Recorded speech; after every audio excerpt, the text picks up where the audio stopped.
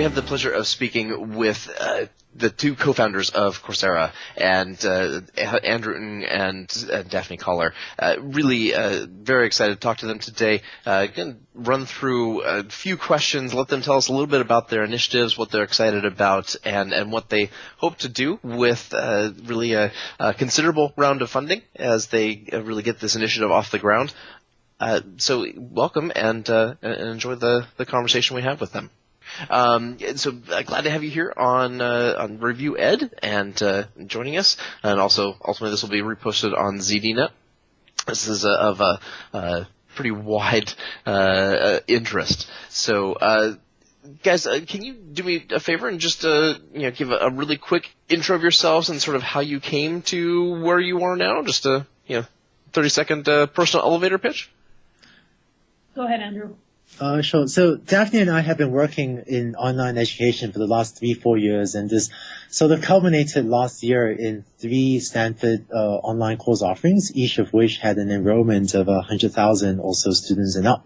And building on the success of that, we realized that a good way forward would be if we were to take the online education technology we've developed and partner with the best professors and the best universities in the world to try to help them offer their amazing courses, not just to hundreds of students, but to tens or hundreds of thousands of students. And that's how we ended up founding Coursera and doing what we do today.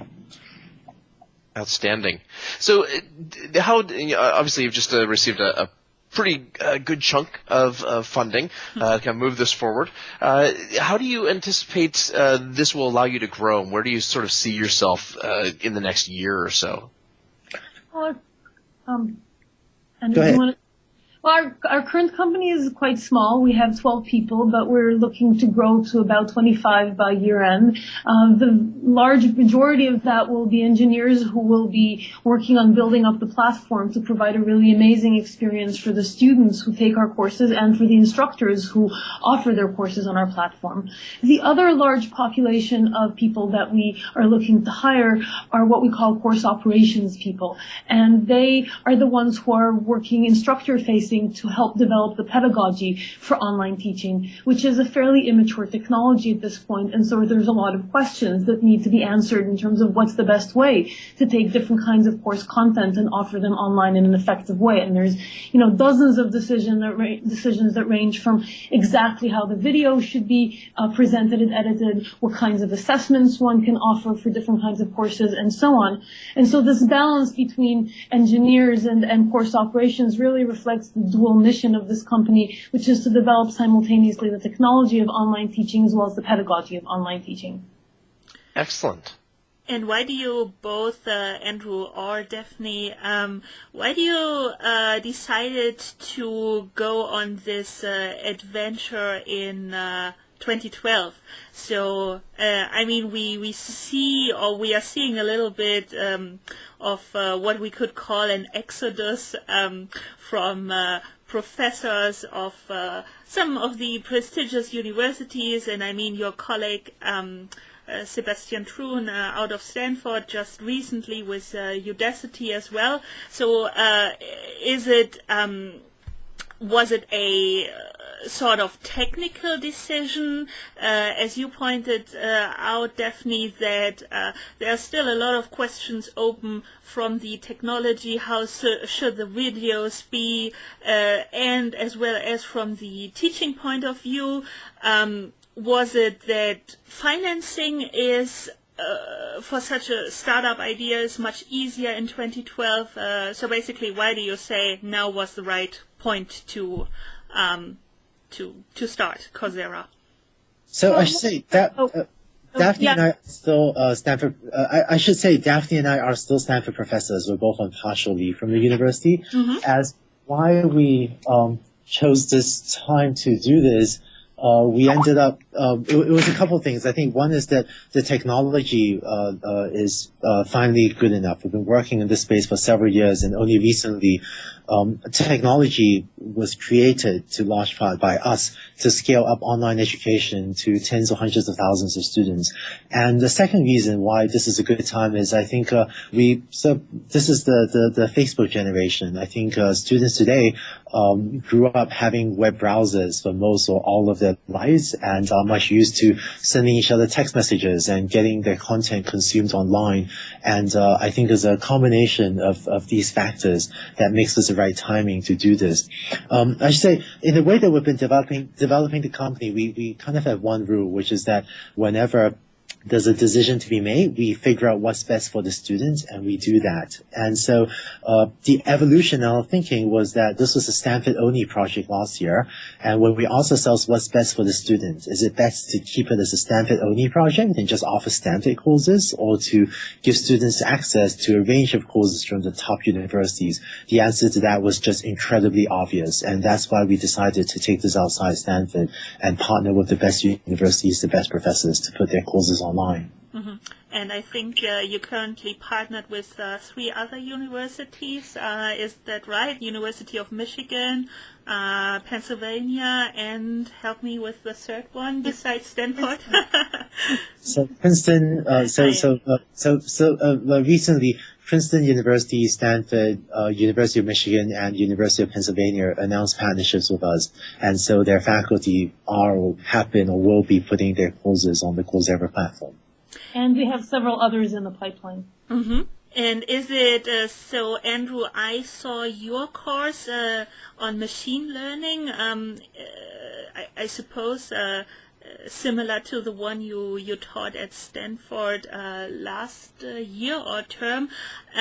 Is it currently going on? As I saw it on your website, is basically mentioned next session April 23rd. So where some of the other courses are scheduled for later this year, July, some of them I think also November. How many things are currently going on, and when do you think you will launch full-time, maybe? So we have a broad range of courses launching at various times over the next few months, now through maybe late summer and beyond. And so my machine learning class is just starting.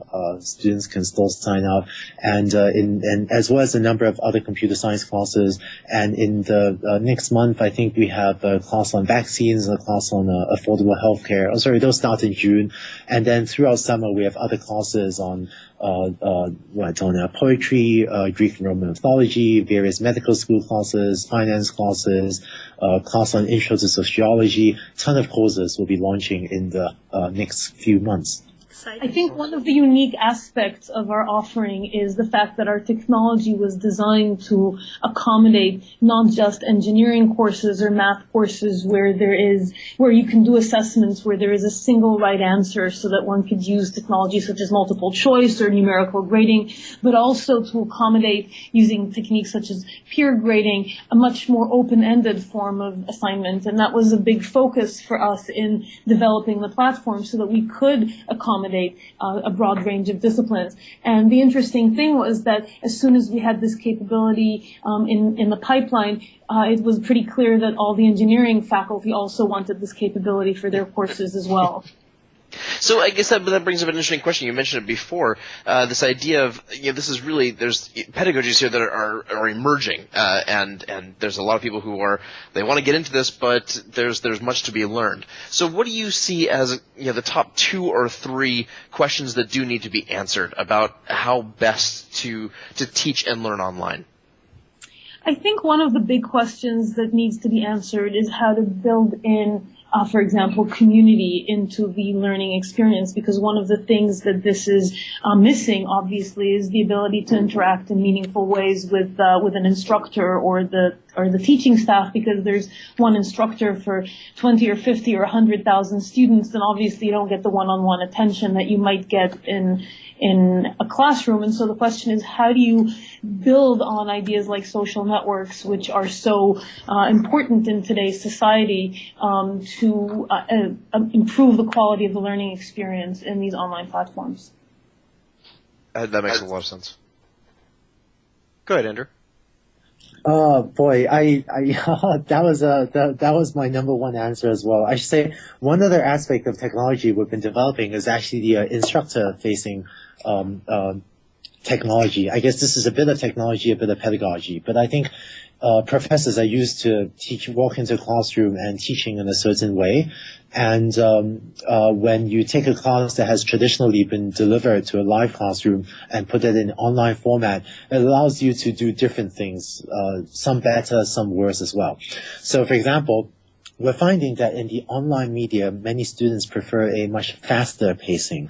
In a normal classroom, professors like me, I blab. I just make up time and slow down the lecture to make sure that everyone has time. The lecture's not too fast and the people are following along, because we know that if we lose a student halfway through a lecture, they may remain lost for the rest of the lecture. But in an online medium, what we found is that many students prefer a much faster pacing, because if you miss something, then you can just, instead of having to raise your hand and ask the professor to repeat what he or she said, which no student seems to like to do, you can just do an instant replay, and that works much better. So this allows us to make much more efficient use of the students' time as well. Do you have metrics on that? I'm sorry to interrupt. Go ahead, Daphne. I just want to add one more to the list. I mean, if you're following up on Andrew's, but I have one more to the list beyond that. No, go ahead. I can circle back.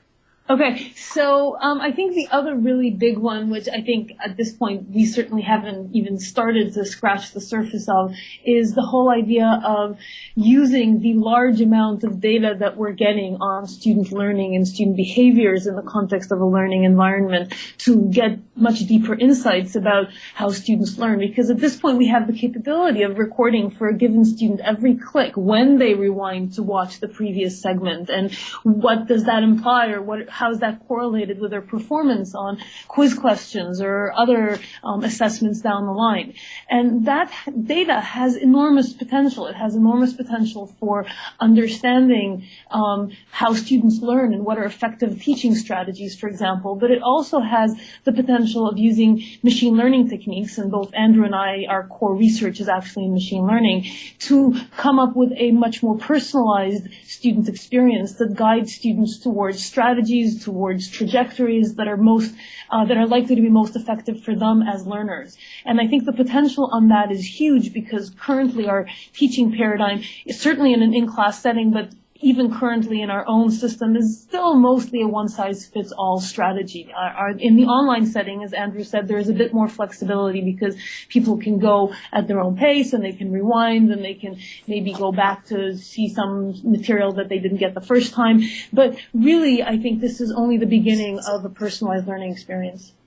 Well, I'm glad I waited, because that was exactly my question. Is what are you guys looking at in terms of metrics and data, and how how is that helping to drive instruction? So that was a perfect answer to a question I didn't ask yet. So thank you very much. Well, I think there's a lot of tremendous potential there, and I don't think any of us have even a clue of how big this is going to be. Right. Yeah, so talking about the visionary side of the project, then, obviously, besides taking learning out of a context of, I suppose you have at Stanford probably classes of maybe 200, and then, as Andrew and you definitely pointed out, having now the potential of teaching hundreds of thousands of students in just one class.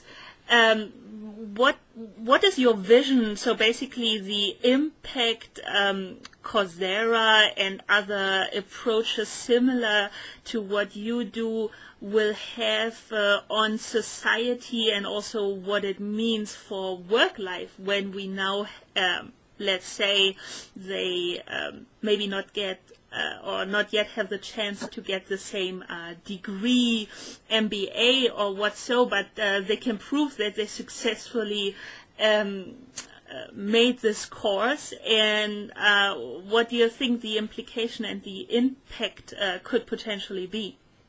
So I think you're absolutely right, Kirsten. We want to give anyone in the world with an internet connection a high-quality education for free. I think today places like Princeton, Stanford, Michigan, Penn have given amazing education, but to a minuscule fraction of the population. And I'd love to see a future where these universities are educating not just thousands of people, but millions of people. As an instructor, one of the most gratifying things has been actually hearing from students the stories about the things that they've been able to do as a result of taking these classes. So I've had students that were, about to be laid off, but because they had taken the machine learning class, they were able to take the newfound knowledge and preserve their job, or have a job change to use, in the case of my students, to use machine learning in their company differently. Had many students tell me that they're proudly listing the classes in their resume and also using these courses to get a better job. So I think because of the diversity of the Coursera course offerings, ranging from humanities to business, finance to engineering, I think that almost anyone in any walk of life, I hope, will be able to find something online and learn something new. I think today, if you want to learn something new, what are your options? Well, you could sit at home and watch videos on PBS or on YouTube EDU, or watch videos on iTunes U, but that's a somewhat lonely experience, and maybe also not the best way to learn something.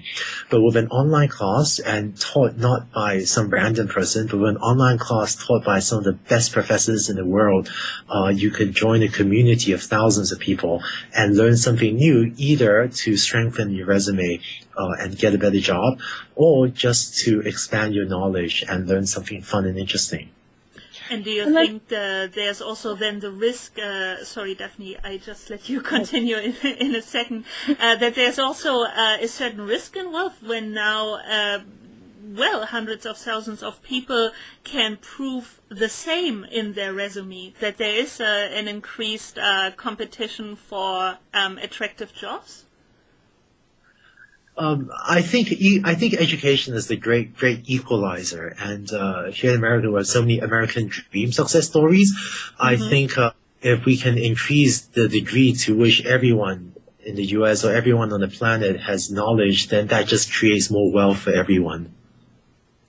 How do you see this being able to be taken forward in a more formal kind of way? Because there are plenty of employers who would be happy to see people just going out and building skills, but there's still a lot who are sort of entrenched in 1995 and want to see a degree. Do you see badging being an important part of this, or an actual sort of method of granting a degree or certificate ultimately coming out of this? Well, so we know that there is a significant move in the community in general towards less official forms of certification, a full college degree. This is certainly the case for people who already have a college degree and are just trying to continue their education. This is a fairly large fraction of the population who, for example, took our fall quarter classes, such as Andrew's machine learning class or the database class. But I think even for other populations, less official forms of certification are starting to carry more credence. See, for example, the Mozilla Open Badges project. Now, I do think that individual courses are something that is very worthwhile, but ultimately you're going to want larger units that where a person has developed a set of skills by taking a range of courses in a particular area, and that might carry more value than as a whole than in terms of the individual parts. And I think this is very much an ecosystem that is just in the very earliest phases, and we don't yet have an idea of exactly how these individual units of certification of some kind or another will be aggregated to provide meaningful value to people. But we see that they are already providing meaningful value even as they are. Excellent. Just one final question for both of you from me, and I don't know if Kirsten may want to jump in as well. But for both of you, what are you the most excited about in the next 6 months?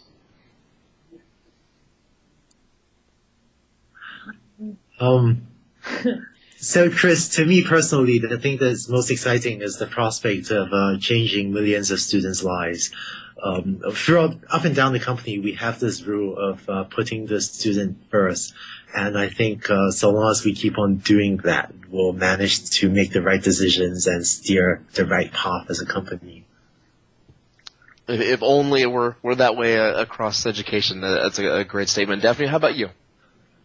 Well, I mean, I clearly agree with Andrew. I think that the reason why we each went into this, why we both went into this, was the opportunity to change people's lives around the world. I mean, when you think about some of the crises that we're currently tackling in education, in the United States, it's actually quite surprising, because if you look at a 12-year period, people talk about the rising costs of healthcare, and indeed those have gone up by 250%. During that same period, the costs of higher education have gone up by 450%. And so it's becoming out of reach for a large number of people who could greatly benefit from having access to high-quality education. At the same time, when you look across the world, especially developing countries, it's not even about affordability. It's about the availability and access to this education to begin with. I mean, there just are not enough slots in institutions of higher education for the number of people who really deserve and want a high-quality education. And so I think that by opening up the kind of curriculum that top academic institutions around the world can offer to currently a tiny sliver of the population, making that available for free to so many people, I think this can just open doors for people around the world to make a much better life for themselves, for their families, and for the communities, as well as just open their minds to new ideas. Well said. Thank you. So, Daphne, as you mentioned, cost in higher education, and I mean, it's great when you come on the website and you immediately see that all those exciting courses on Coursera are taught for free to the world by some of the world's best lecturers.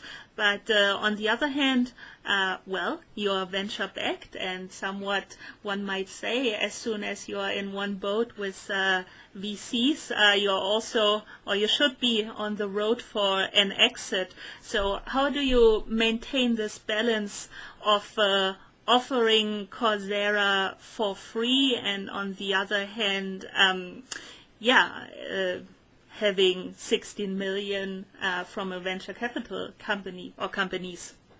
So one of the things that we were very thoughtful and mindful of when we selected to work with these particular VCs is that they both have a tremendous passion for the mission of the company in terms of offering high quality education for free. So I think although both of them would like to see the company be successful, I think they are equally value the fact that we are able to offer this educational mission to the world. And that was part of our thinking when we chose to work with these VCs, as opposed to many others who had approached us and offered us funding.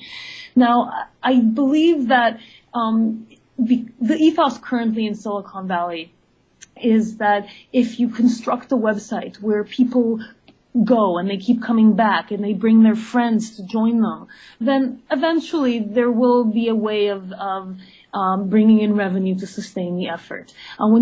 When you change that many people's lives, then you will be able to find a way to make it financially stable. And so we believe that $16 million gives us enough breathing space to construct a monetization strategy that will make this self-sustaining, and that's what we hope to do.